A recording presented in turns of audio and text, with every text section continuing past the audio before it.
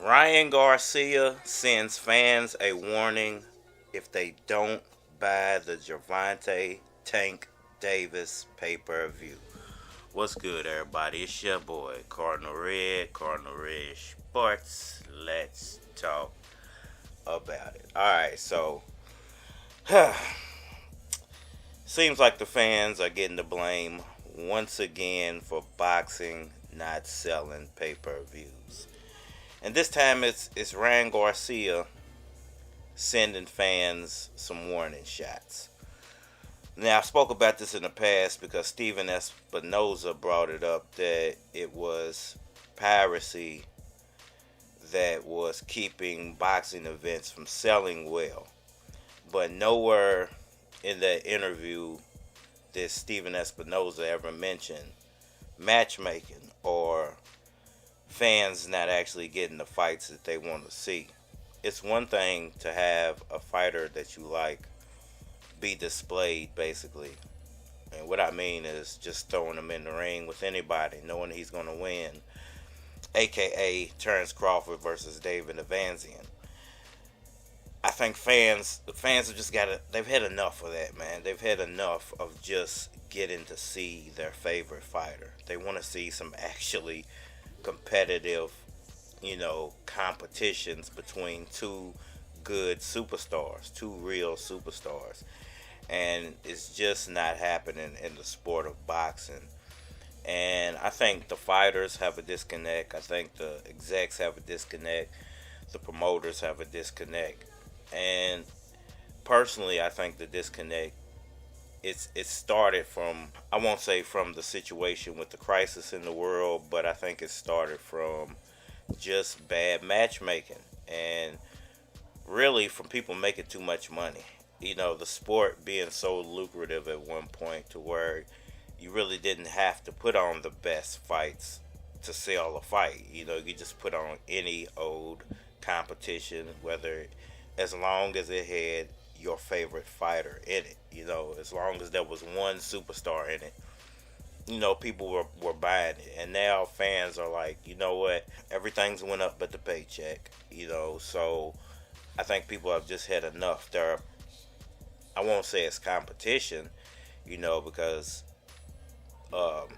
the ways of acquiring these fights without paying for them, they're not in direct competition with like pay-per-view or ESPN or Fox Sports, Showtime, any of these other companies that actually, host boxing events. They're not in competition with them people. It's almost like backdooring those companies. You're making money and you're basically giving away their product, but you're making money at the same time because people have to purchase your product to be able to backdoor get their product.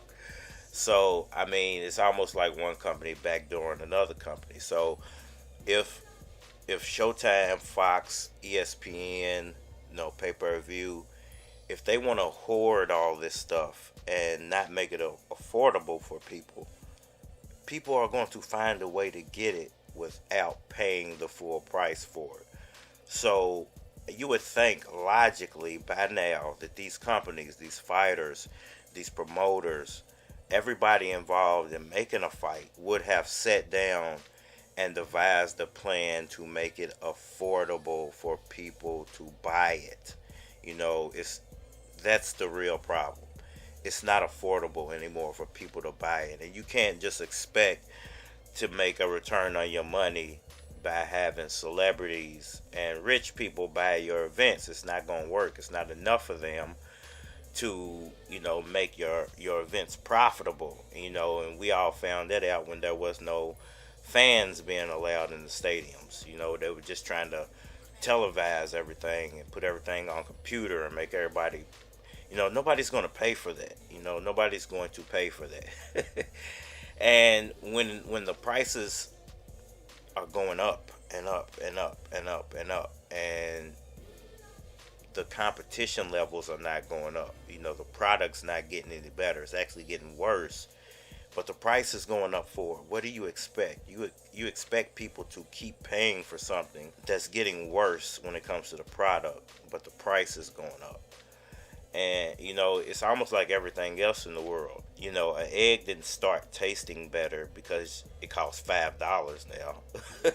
It's the same egg you bought yesterday that was 99 cents, and now it's $5. It's the same thing with boxing. These fights are not getting any better. Tyson versus Holyfield was a heck of a fight. Mayweather versus Pacquiao should have been a heck of a fight, but hey, it is what it is.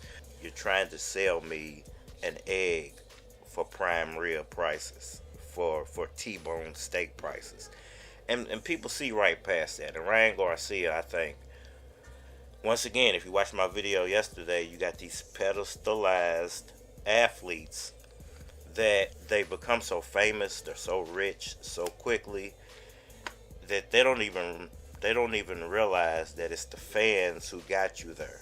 They think it's seriously their talent that got them there, but it's the fans enjoying your talent that got you there. And they start to overlook the fan. They start to put the fan last. It's all about the money at that point. So you got to ask yourself, if it's only going to be about the money, what happens when the fans take the money away from the events? What happens then? Then you start to get executives and boxers and CEOs complaining that it's the fans stealing from them is why they can't sell events, and it's not that you're putting on crappy events. So, me personally, I think that, Ryan is wrong. I think Steven Espinosa is wrong. I think, everybody else saying that it's the fans basically stealing events from these companies that is causing the problem. I think you completely missed the boat. I think it's really that you're putting on a crappy product. Nobody's willing to pay prime rib prices for eggs, man. It's just, it don't work that way. People aren't stupid anymore, man. There's too many other ways to get it, and it's, if you're not going to make it a competition on price, then we'll just find another way to get it, and you just won't make nothing off of it. Ryan also said that if this event doesn't do well, it could be the death knell of boxing, and we could never get a super fight again in the sport because other boxers are going to see it's not worth risking anything because you're not going to get a financial gain out of it. If it's all about the financial gain, yeah, you're never going to get anything because you're only doing it for the money and it's not for the fans anyway. So why would I pay you when you're not doing it for me anyway? That's my personal opinion. Y'all let me know what y'all think about that down in the comment section below. Hit that like button for me. Share. Subscribe. Holler at me on all social media platforms. Facebook, Instagram, YouTube, Twitter. More than likely to get a response on the tube. So holler at me over there.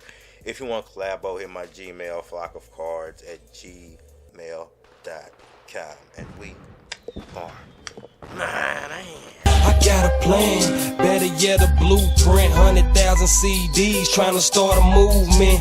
Mama told me pray about it, you can do it. Daddy told me they gon' give you shit, you gotta prove it.